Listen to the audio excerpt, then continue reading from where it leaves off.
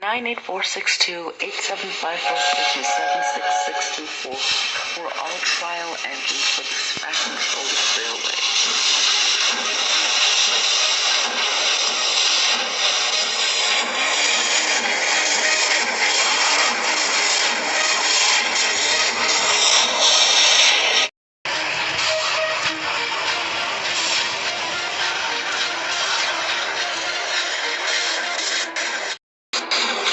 The other engines found them rude and unbearable, just like they couldn't stand being around them.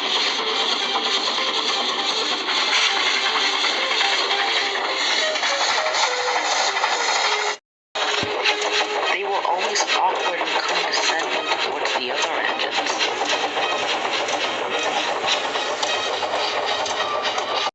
The only engine they were nice to was Gordon. They kept trying to be kind around him, but Gordon saw straight through him and basically stayed. But the most selfish, insufferable one out of the three was 76624.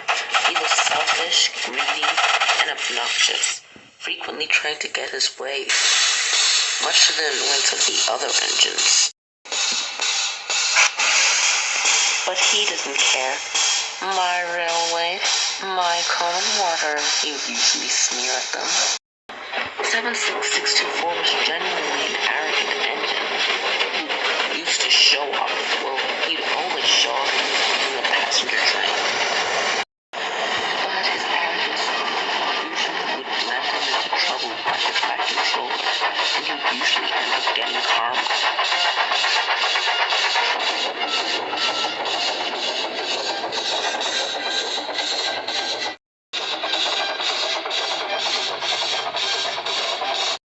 The railway was getting lower and lower on coal, so Gordon and the bigger engines had to take on very little amount of coal, much to their annoyance.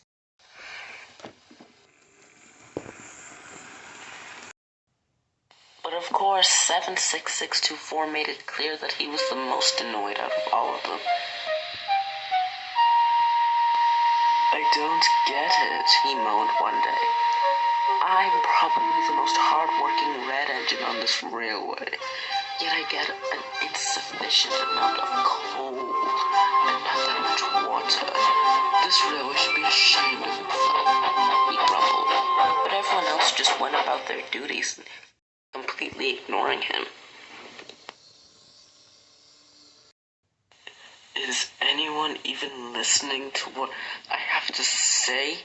He growled. He angrily watched Lee go back down with his passenger train, completely ignoring him.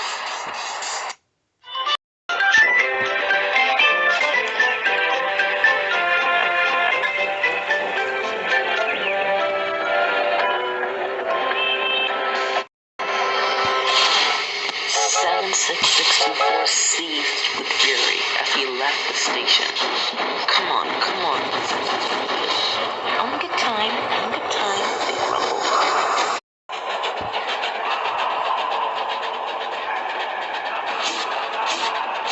A few days later, some new coal was brought to the railway.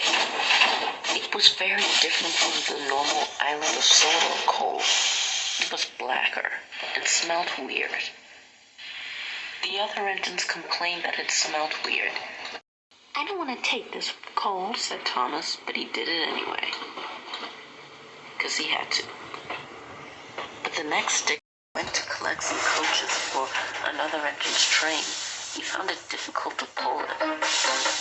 His wheels slipped, his face turned red, and the coach felt heavier and heavier. Come on. He panted breathlessly. Pull harder, the coaches grumbled. You're so heavy. Have you gotten fatter? Asked Thomas cheekily. How dare you, said the coaches. Come on, Thomas groaned. Soon he ground to a halt, out of breath and out of strength. Poor Thomas was stranded with steam coming out of his cylinders. The only one, engines all over Soda were overheating and covered with smoke, feeling ill. The others tried to warn 76624 about it, but he didn't listen. Huh, he boasted. I bet that you tube only broke down because of your little engines. You can't handle the strength of the coal. I bet it wouldn't happen to a big engine like me, he boasted rudely. Edward groaned and sighed. You know what, 76624, he said.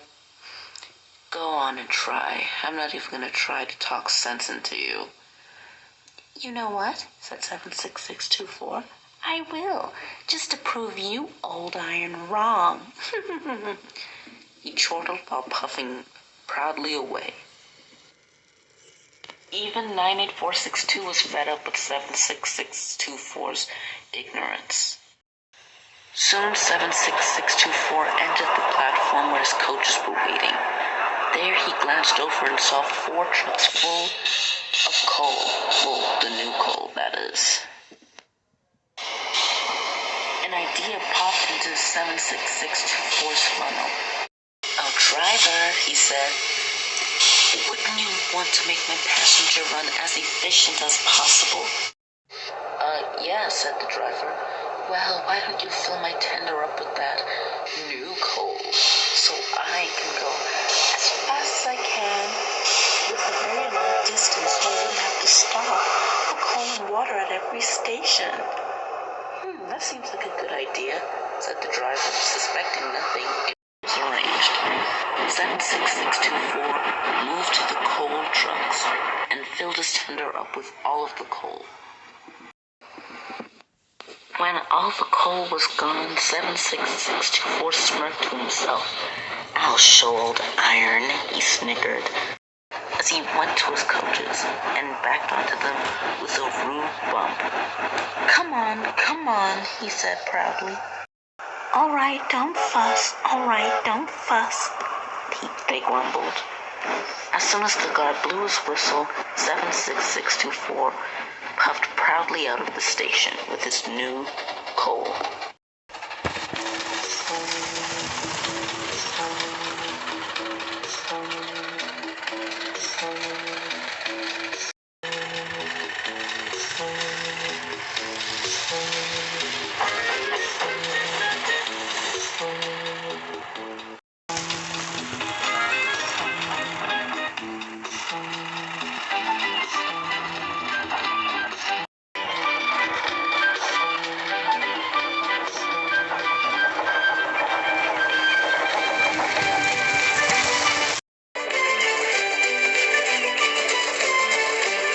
Suddenly, 76624 felt his boiler ache, and his pistons feel tired.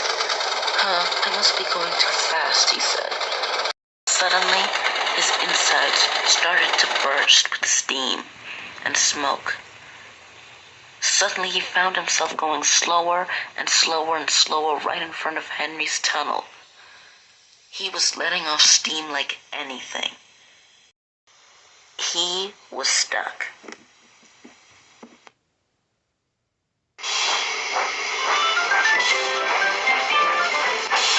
Suddenly, Eagle and Sir Topham Hatt came out of the tunnel next to 76624.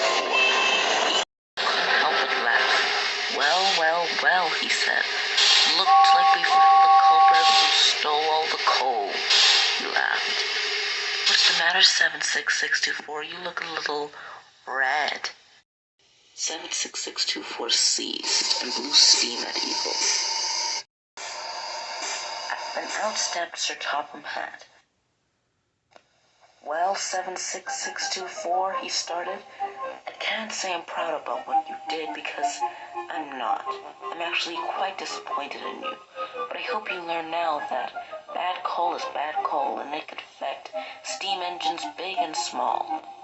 But what you did, he continued loftily, was very selfish, inconsiderate, and despicable.